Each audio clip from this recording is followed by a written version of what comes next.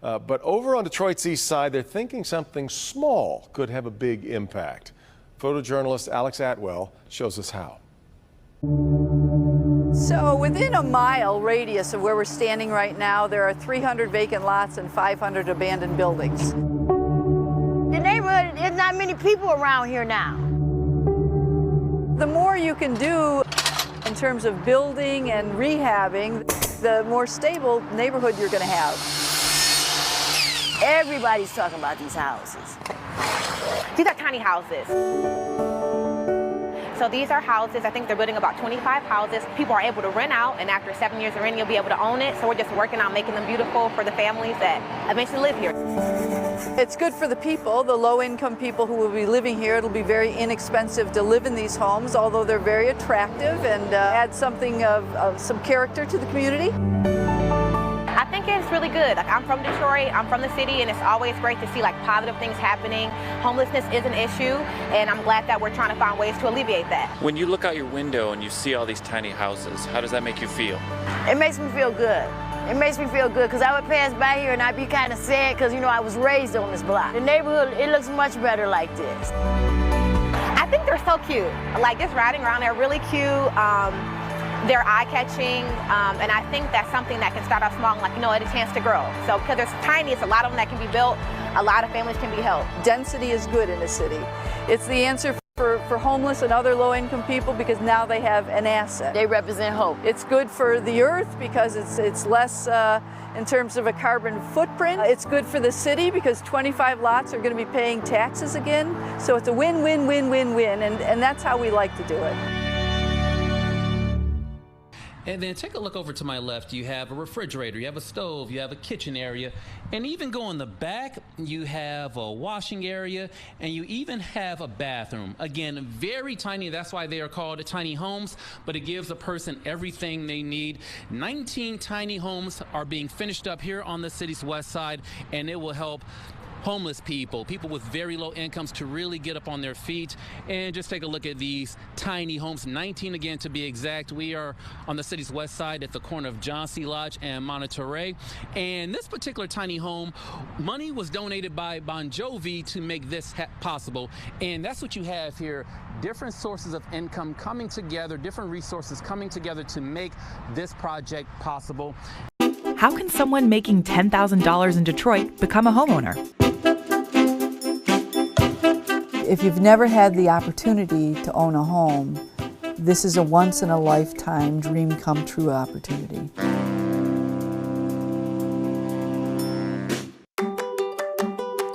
Detroit is building the country's first tiny home community to help low-income residents become homeowners.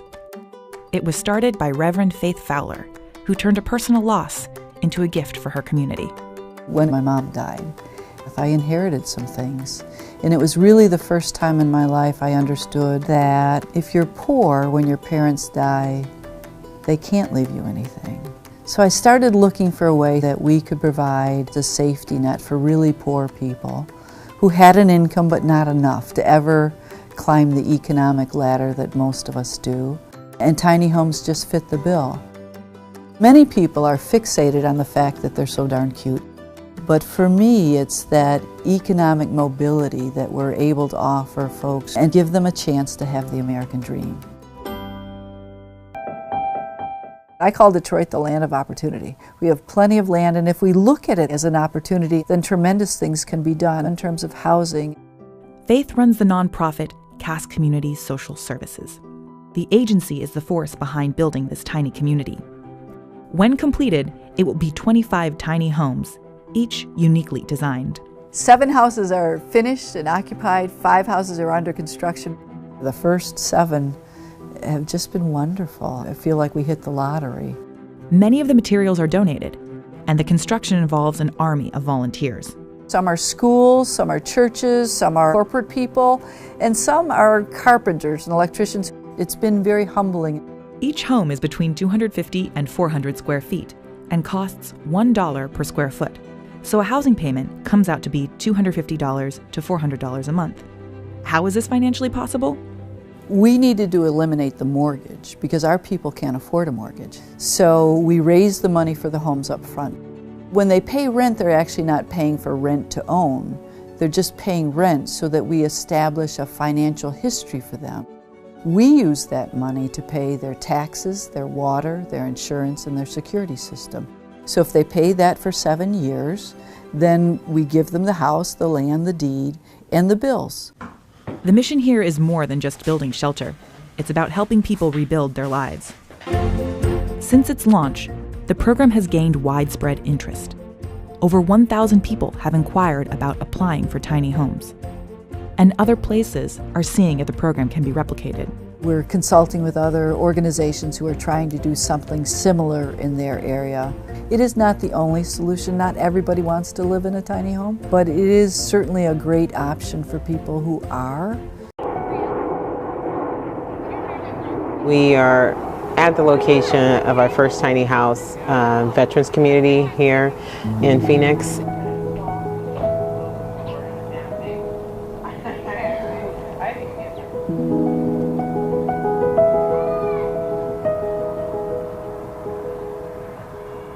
Well, here at V13, we started to build our first little community.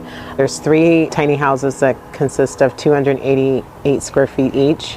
Each home has a bedroom, a kitchen, bath, full bath, and then your living space.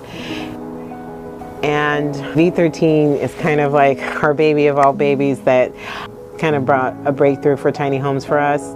But it also is an opportunity to help our veterans.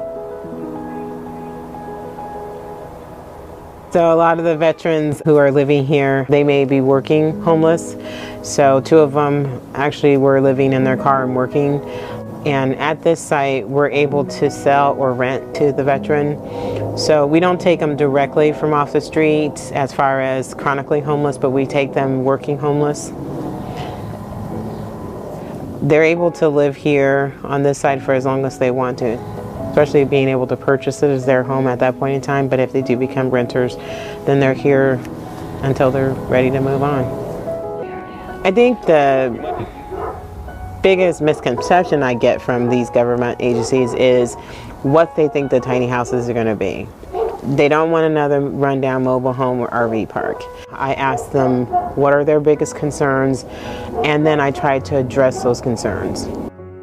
We really wanted to focus on longevity. That was a big issue for a lot of the stakeholders and our government officials was, is it going to last?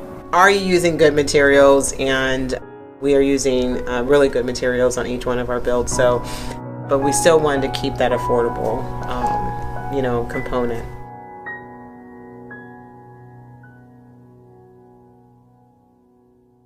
I don't think really people should judge. We have a lot of judgment going on about smaller properties, but at the same time, I think people are being more receptive. We have had so many people calling us, can you build us? We have land, we can do this.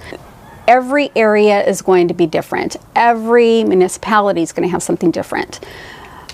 It takes somebody to go and have a conversation and say, can we get a variance on this? We want to have some regulation, but the hurdles to building have to meet the standard size of what we're building and the community types of what we're building. So I think if we have a better system that evolves with us, then we'll see more and more tiny houses coming up, even on a faster scale. I think there's going to be a time where we see kind of a shift in our employment situations where people are going to have to go back to a more simple life, and you have more people who are choosing to opt out of being parents. You have millennials who want to become homeowners or not able to afford it. You have a lot of people who retire who said, I really don't want this big old house. I have to come back to it, I have to keep it up, I have to try to maintain it. I just want to have a place to go to where I can maintain that's in a smaller fashion. And so that's who you see the trend picking up to. They see a movement towards a smaller lifestyle, a more simple lifestyle, more people opting for tiny houses than ever before. So I think the market is just going to continue to grow. For this size house, the medium income or the medium rate, rental rate would be about $850, but we rent them for $450 to $550. And then purchase, we wanted to keep our sales bracket between $30,000 and $75,000 per house that we built, and the increase is gonna go by square footage. It's not just seeing a need and fixing it, it is seeing that the biggest issue that we're missing is that lack of community, the lack of getting to know our neighbors, the lack of being with each other, the lack of being supportive to each other. Because housing should never be a problem if we all could focus more on each other. It doesn't feel tiny, You have your necessities, you have, and more. We have a huge homelessness problem when it comes to veterans, and this helps to address those kind of things. So yeah, I'm grateful to her.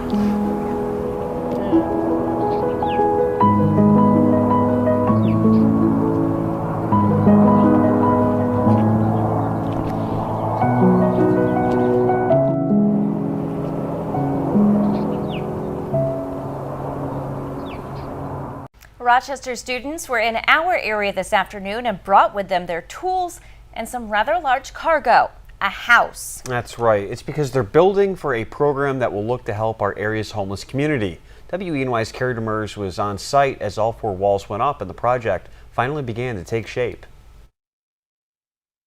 This is just the beginning of a home that was brought down from Rochester earlier this morning and is now being assembled here in the Twin Tiers. It's thanks to a group of Rochester High School students who are doing it for people right in the area who don't have a home to go to of their own. When it's complete, this work in progress will eventually look like this.